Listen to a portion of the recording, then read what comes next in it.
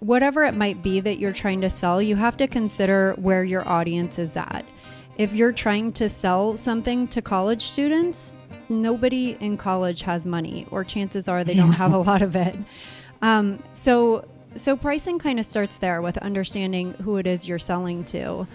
Hello, and this is the voice of the one and only Kate Erickson, giving her thoughts on pricing. And there's a whole lot more from Kate coming up in our conversation. Welcome to the podcast, So You Want to Start a Business, where we interview business owners, entrepreneurs, and other smart guests so we can learn what it takes to create, start, and grow a business. As always, this show is brought to you by my book, So You Want to Start a Business, and you can grab an excerpt over at www.thestartupsteps.com. I'm your host, Ingrid Thompson, and it is my absolute pleasure to bring you these interviews. And I thank you for taking your time in your day to spend time with me and with my guests. Each and every guest has their own unique perspective on business, and today is no exception. Today we meet the amazing Kate Erickson. I feel so enormously grateful to Kate's generosity as she shares her wisdom and her stories, and what terrific stories they are. Settle in, enjoy listening and learning. Are you ready? Let's go. Hello, and here we are today with Kate Erickson. Such a pleasure to have Kate on our show, and it's morning time here in Australia and it's afternoon where Kate is. Hello, Kate. Hi, Ingrid. Thank you so much for inviting me on the show. I'm super excited to be here. Yeah, and you have a couple of terrific stories for us because you've ventured down this starting up a business path a couple of times. So let's talk about what businesses have. Let's tell us your business story, please. Okay. So my background is very corporate. I was never really into entrepreneurship because I never really knew what entrepreneurship was. So growing up, both of my parents had the typical, 9 to 5 or sometimes 9 to 9 job. Mm-hmm. And so I just kind of grew up thinking that, you go to school and you get a degree and then you get a good job and you climb the corporate ladder and hopefully you end up in management at some point in time.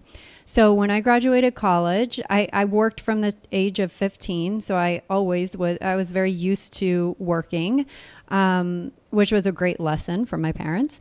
And when I went to college and had my, counselors and people who were advising me tell me that I needed to choose a major, that really freaked me out because to me, choosing a major meant that I was choosing my career, like what I was going to do for the rest of my life. It did not turn out that way. My major was English, but I worked in banking, so that was a little bit off. And it was, years and years into banking when I was working at an HR company that I finally became so fed up with corporate America and the fact that I felt it impossible to climb the corporate ladder. I felt that glass ceiling just getting closer and closer and closer. And I never felt like I was reaching my full potential.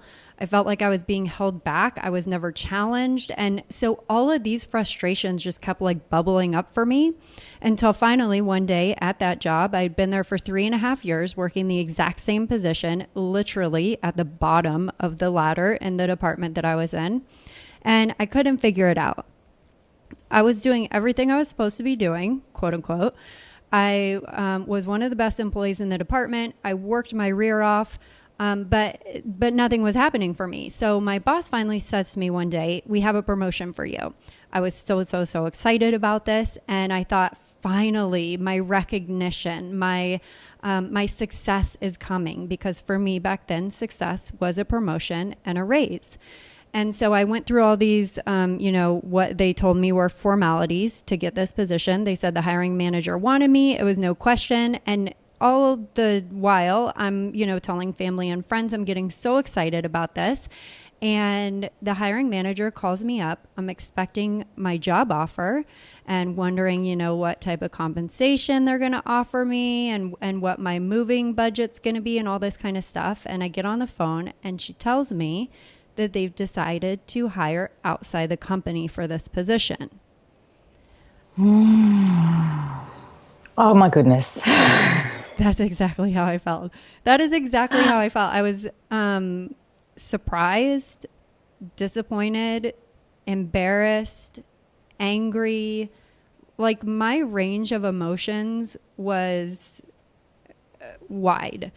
And when I was in that moment, I was feeling very sorry for myself. And the best thing that came out of that moment when I was feeling very sorry for myself was that I had a major mindset shift that nobody else is ever going to give me what I want.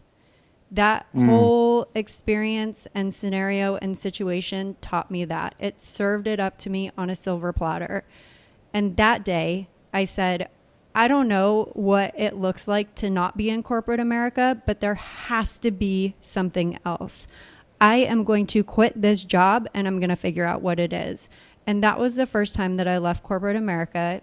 I left 6 months later after I built a budget, paid off my debt, and built a runway for myself financially. And after 6 months, I quit and I started trying to figure out what the heck entrepreneurship is.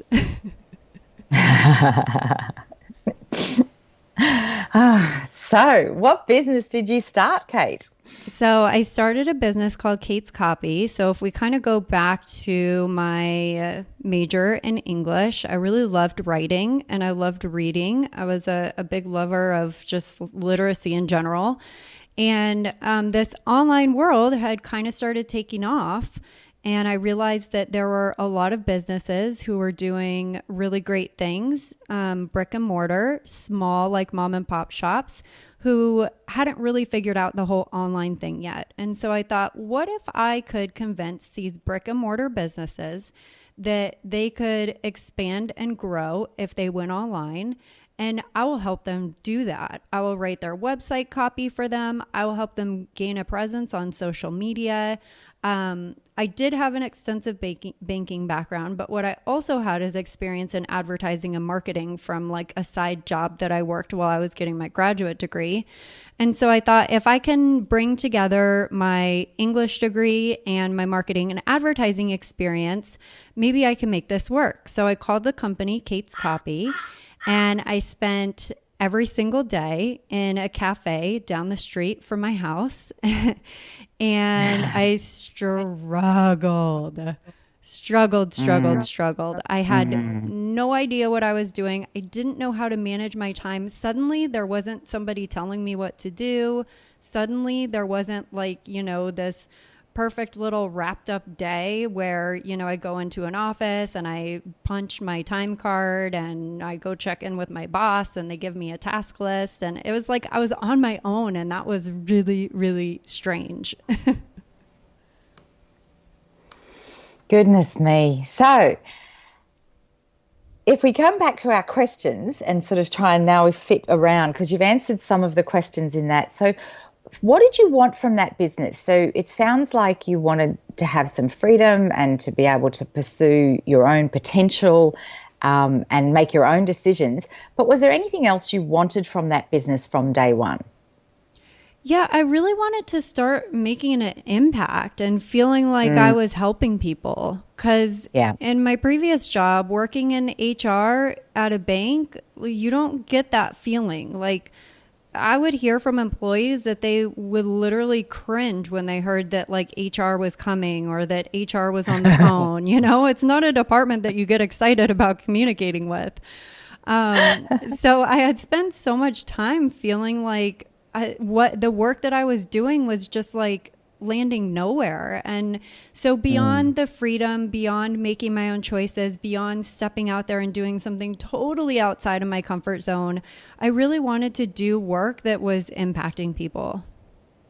And did you actually, in that business, did it ever feel like a business? Did it ever actually feel like you were in business? And what was that moment?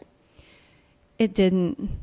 It never felt that way to me. Never. Because I was, doing the networking thing. I was trying to build relationships so hard with the people that I thought wanted my services and needed my services. But I never got there. I never landed one client. I spent 6 months really, in the grind, essentially, kind of begging people to hire me, more or less. I was really bad at selling myself because I wasn't super comfortable about that. And I didn't really know how to talk about the business in a way that made it seem like a business. And I feel like that's why I could never, that's why it never felt that way, is because I didn't know how to make it into a business. Yeah. So you closed that down. What was that day like when you made that decision, Kate, to actually say enough now? How did you make that decision, and what was that like? That was a really, really tough decision. I'm so lucky that I had the support around me that I did. John was incredibly supportive of me either continuing to try and make that work or going back to corporate America. Those were my two options at the time. And so the day that I decided to go back to corporate America was, kind of twofold, actually. So on one end, I was really disappointed and again, embarrassed because I couldn't make it work. And I felt pretty bad about that. I felt like I had failed, and I felt like maybe people were going to be disappointed or, just kind of think like, oh, she couldn't do it. And having on the other end, kind of feeling like I'm crawling back to this trap of corporate America where I did not want to be, was not a great feeling. But on the other end of this job offer was a job that I actually had really, really wanted for a long time before I ever became an entrepreneur. And that was as an account executive at an advertising and marketing agency. That whole world really interested me. It challenged me a lot. Marketing and advertising is like incredibly fast paced and demanding. And I feel like I needed that to push me, because my job in HR at the bank was like the complete opposite of that. It never pushed me and it never challenged me, and it was always quite boring. So I was excited that was the position that I was going into, because I knew that it wasn't going to be for the long term. And I knew that the skills and the information that I would gain, the knowledge that I would gain from taking that position would 110% help me no matter what venture I went into after that. Yeah, and that was such a smart move, Kate, to go into a business that was going to give you some of those skills that you would need for the future. So let's fast forward, and you're involved in another business. You've left the advertising account executive behind, and you're involved in another business. If we pick that business up, what is that business? And if we now follow the thread of the questions with that, what is that business, and how do you know your customers want what you're offering? Because I think this is such an essential part of why this current business that you're involved with is so successful. No doubt. Okay, so the current business is EOFire, and this is actually a business started by my partner, John Lee Dumas. And he started the business, and then I came on board about 6 months after. It's a daily online business podcast where John interviews today's most successful and inspiring entrepreneurs. And through the podcast, we've built an incredible community of entrepreneurs who are, just starting out and who are already very successful alike. And we provide resources and online communities and trainings that help people along their entrepreneurial journey. Now, how we came to find that what we have to offer is what our ideal customer wants and needs, or, on the flip side, if you turn that around, how did we know in the first place what they wanted or needed? We created an avatar. John created an avatar for the podcast when he first started, and his avatar was his one ideal listener, the one person that he was creating that content for. And through intimately getting to understand who that person is, his name's Jimmy. He has a wife and 2 kids. He works a 9-to-5 job in a cubicle that he does not like. He spends a precise amount of time in the car in the morning in traffic going to work. He sits in a cubicle for 8 hours, banging his head up against the wall, wishing he was doing anything but that. He spends 28 minutes in the car riding home, a little less traffic, but it's still there. And then he spends 10% of his day doing what he actually wants to do, spending time with his wife and his kids. And then he goes to bed and he wakes up and he does it all over again. So by creating this avatar, by intimately understanding who he was creating the content for at Entrepreneur on Fire, John knew his struggles, his biggest pain points. He knew where Jimmy really wanted to be, but he didn't know how to get there. John was able to build that bridge for Jimmy. He built the bridge for Jimmy through providing a daily podcast where he interviews successful entrepreneurs, people who have already broken out of the 9-to-5 and who are sharing their struggles, their stories, their wins, their aha moments, resources. And through the inspiration that Jimmy gets from the podcast, he's going to learn how to do the same. So I think that's really, really important. And this is why Kate's Copy, my first entrepreneurial venture, failed. It's why I had to go back to corporate America, why I was never able to get a customer, because I never knew who my ideal customer was. Once you know who they are, that's when you get to reach them. Yeah. And Kate, I thank you so much for that explanation, because I think this is the number one thing that when I speak to people thinking about getting started in a business or in that early stage, they're fearful of choosing one person because they want to do it for everyone. Mm-hmm. When I say to people, who is your audience? Everyone. Well, there's 25 million people in Australia. Mm-hmm. I mean, there's 300 and something million people in America. You cannot service everyone. You have to choose a Jimmy or a Joanne, if it's a female avatar. So thank you so much for that terrific explanation. Mm-hmm. Okay, so if we think now about Entrepreneur on Fire, how did you go from, so you're very much an integral part of the business. How did it go from having just those embryonic few listeners and the podcast? How did it expand? How did you know that there were more customers? How did you know to introduce new products? How did that growth come about? Well, initially the early traction for the podcast was thanks in big part to the guests who we had on. They are all successful entrepreneurs, and one thing that successful entrepreneurs have in common is a big following. So when they were on the podcast and were able to share that with their audience, that was a big win for us, because it was getting the word out about the podcast in a way that we wouldn't have been able to do all on our own. So that was huge traction and momentum for the podcast in the beginning. When it comes to creating products and services and, actually monetizing the business, that was in large part to just listening. Once John had those few followers, and it doesn't have to be hundreds or thousands, it can be 5 or 10. He reached out to them and he asked what they were struggling with. And even the ones that he didn't get to talk to one-on-one, he listened to the email questions that he was receiving. He paid attention to the recurring themes and struggles that people were mentioning to him on social media.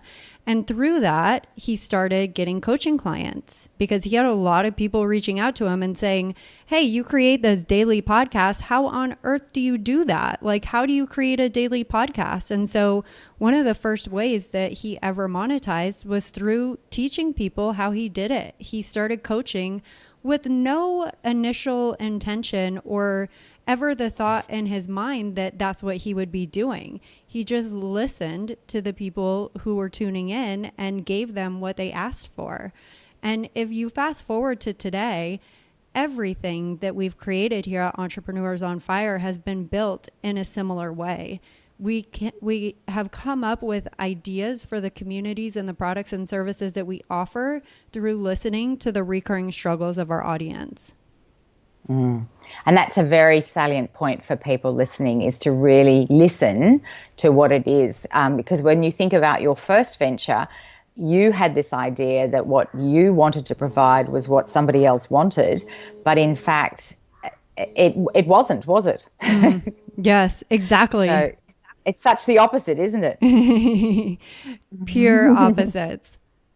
Yeah, and that's what happens to so many people is they have this fantastic idea and they think everybody is going to want this, but in fact it's not the case, is it? Right. Okay, so if we look at funding and pricing, how do you, and we don't need to talk in specific numbers, how do you set pricing and how do you fund expansion, please? So setting pricing really, goes back to understanding your audience. So, if you consider offering a coaching package or an online training program or whatever it might be that you're trying to sell, you have to consider where your audience is at. If you're trying to sell something to college students, nobody in college has money, or chances are they don't have a lot of it. So pricing kind of starts there with understanding who it is you're selling to. I also believe in doing some amount of market research. I'm not saying that, your prices have to match what other prices are out there, but I do think that it's a good way to get a feel for, kind of like in real estate, you get comparables for the houses around you if you're going to sell your house. And I think that that's a good place to start if you're feeling lost in terms of how much you should charge for something. And you have to consider the value. How much do you think what you've created is worth? And how much is it worth to your avatar? How big is that pain point? Like if you're stranded on the side of a road with a flat tire and you can't change it or you don't have a spare, that's going to be worth a lot of money to you to have someone come help you because you don't have any other options. That's a very strong pain point. So, that's to be considered too, I think. In terms of funding expansion, that of course depends on how big of a runway you have or what your personal savings looks like. And so depending on that, it might be a lot of bootstrapping and, kind of doing a lot of work yourself that you would rather be paying somebody else to do, but you might not have the funds to do so. I'm a big believer also in doing value exchanges. So if you're in a position where you're really looking for some advice or help in an area that you don't have expertise in, perhaps you can find someone who does have expertise in that area and would be willing to exchange services with you. Because everybody has something that they're great at. Everybody and everybody should find out what that is. Sometimes it takes some reflection and looking back at past experiences, what you've done in previous jobs, what people often come to you and ask for.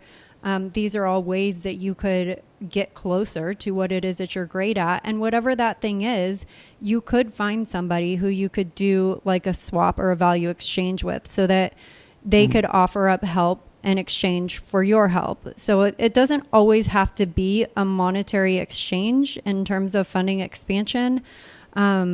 I'm not sure if that's what you were looking for in terms of funding it. That's terrific. Okay. It's just when people are looking to how to fund a startup, what are the different ways we can? And there's some terrific ideas there because not everybody has tons of money at the beginning. Right. And even later in the business, there's not always a lot of money to fund expansion. And it's just looking at different ways to raise that. But I love that idea of the exchange of skills and, that old idea of, bartering and exchanging. So, Kate, if we just and I know we're on a time scale here as well. So I know you've talked about what didn't work and how it felt, but what was one thing that you really wish you had done differently when you set out that first business? I wish I would have done more research around how to start a business.